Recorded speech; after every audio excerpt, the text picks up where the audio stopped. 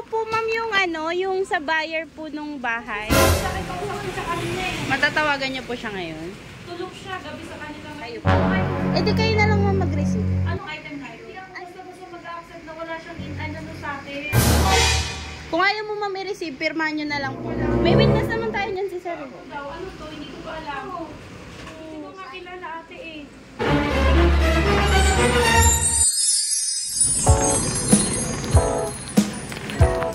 Hi ma'am, good afternoon. Dito po si Ma'am Cyril Manalak. Oh, ma'am, dito ako kailang maulan. Ako po ma'am yung yung sa buyer po nung bahay. Buyer po. Bayan ng bagay. Apo. Pinapunta po ako dito ma'am for house visit daw po. Pwede po bang makita yung site bago po kami mag-close deal? Sino kausap mo? Ito po yung address nyo po ma'am, di ba? Block 8, Lot 28. Oo, ito yun. Kontakin ko daw po si Ma'am Cyril Manalak. Sino po kausap niyo? Si Ma'am, si Ma'am Mavic. Mabit? Opo. Anong bayang binibenta? Ito ma'am, naka-video ako ma'am kasi ma'am, iaano namin yung property. Binibenta? Opo, ako po yung interested na buyer. Aling bayang pinang... Ito po. Ito daw po, itong Block 8. Block 8 Lot 28 ma'am. Para po sa SPA ma'am. Ma, wait lang daw, matago na daw siya. Ma, wait lang daw, ma. Kasi sinabi sa akin, kausap ko sa kanina eh. Matatawagan niyo po siya ngayon? Tulog siya, gabi sa kanila ngayon eh. Hindi niyo po siya matatawagan. Kasi ma'am, ang sabi po sa akin ni ma'am, ngayon po yung schedule. Tapos po, videohan ko daw po, picturean ko daw po yung property para daw po ma-check ko po. Then saka daw po kami mag-usap tungkol po dun sa closure nung... Ito ang binibenta niya? Hindi niya ito binibenta eh. Wala siyang sinabing ganon. Yun lang po sabi sa akin. Ano na kausap ulit niya? Mavic Villas po. Kausap ko siya kanina, wala naman siyang sinabi eh. Baka yung kabang. Ay di, ano ba? Baka yung ibang unit, meron pa siyang dalawa May eh. mga pinapababa pa nga po siya sa aking item eh. Iwan ko daw po muna dito. Ano item? Sino pong pwede mag-receive? Sino po ba yung caretaker ng bahay? Ako. Kayo po. Anong item sila? Eh di kayo na lang ma'am mag-receive. Anong item na yun? Ma'am, nakabox siya ma'am eh. Galing po kay Ma'am Mavic eh. Kasi po kausap ko po siya sa messenger. Tapos sabi niya po, na-drop ko na lang din po dito. Parang mga order niya rin po. Mag-online sell din po kasi kami. Wala pong babayaran ma'am. Hindi ako basta mag-accept na wala siyang in-ano sa akin. Tapos, yung caretaker dito. Ang sinabi niya po sa akin si Ma'am Cyril. Pa-receive ko daw po kay Ma'am Cyril. Sabi niya nga daw po kasi, nabili niya nga daw po na baka daw po tulog siya pag visit ko. Kasi sabi ko nga po na bagyo. Anong item? Check natin ma'am.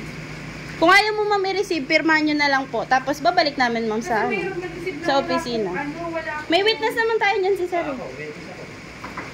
Tara po ma'am. Wait lang, katawagan ko lang. Payong na lang po kayo ma'am.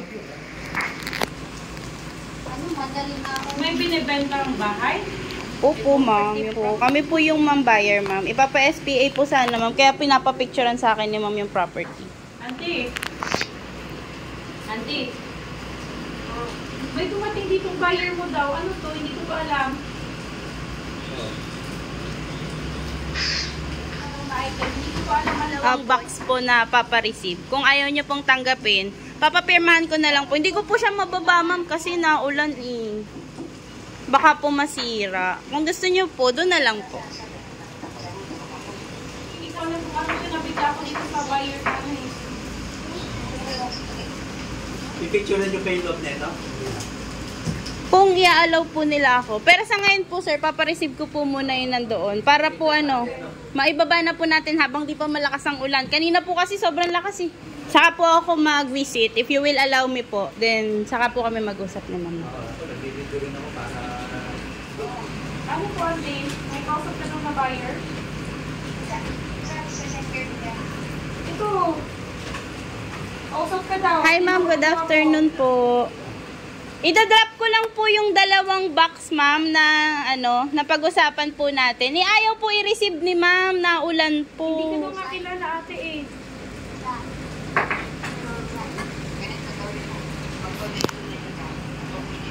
Nagbibidyo si Kuya Rico. Binibidyo ko. Ano ka? Wala naman daw siyang alam, Eh di, i-reject nyo na lang po yung parcel, ma'am, para po makalis na rin po kami. May papapirmahan na lang po ako sa inyo, ma'am. Kung okay lang po sa inyo na hindi ko lang po talaga maibabat na ulan. Tara po. Magpayong na lang kayo, ma'am. Pasensya na po sa abala at naulan. Sorry po sa abala, naulan. Baka po kasi mabasa, hindi ko po maibaba. Okay lang po. Ma'am, may papel sa gitna, ano nyo po, pakipirmahan nyo po na hindi nyo itatanggapin yung parcel. Happy birthday!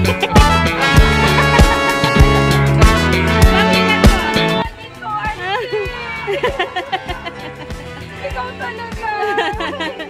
Joke lang, mama, mingat. Happy birthday po! Happy birthday, ma'am! It's a prank! Joke lang. Kala ko nga, hindi bababa si ma'am. Ma'am, happy birthday! Meron po kayong balon, pinapabigay po. Thank you. Grabe kuya, kasabot ka din ba? It's a prank! Joke lang po. Ma'am, meron kang flowers. Pinapabigay po sa'yo, ma'am. Po yung flowers mo po. Grabe ka. Akala ko kung ano. Ma'am, ito po. Yan. Meron po siyang flowers sa'yo, ma'am. Tapos meron pong message si Ma'am Mavic para sa inyo. Basahin ko lang po. Wala, hindi ako prepared. Sabi po niya, "Hi Sai, happy birthday. Wishing you all the best for you at more blessings to come for your family. Happiness and stay healthy and strong. I'm proud of you dahil you are a Wonder Woman. Trabaho sa gabi, alaga sa mga anak sa araw.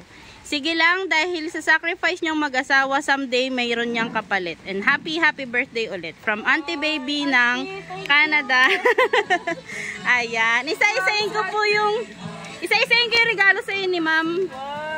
Meron po kayong cake, meron po kayong carbonara and donuts, at meron din po siyang personalized mug para sa inyo. Pwede niyo po i-open para mamaya. Happy birthday, ma'am. Happy birthday sa iyo from Ate from Canada. Okay.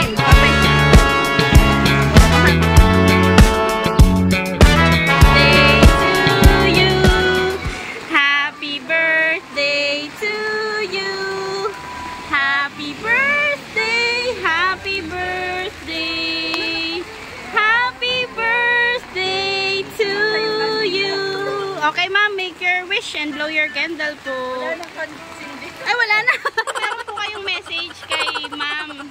Auntie, grabe ka. Thank you so much. Hindi ko talaga ito in-expect. Nakaalis mo lang eh. Ayan. Ayan, ma'am. From Shanty Surprises po. Happy birthday po. Pasensya na po, tinabot tayo ng bagyo. Ayan. Sana po masaya po kayo sa gift ni ma'am. Baby para sa inyo. Happy birthday, ma'am. Ang drama naman ng message nyo.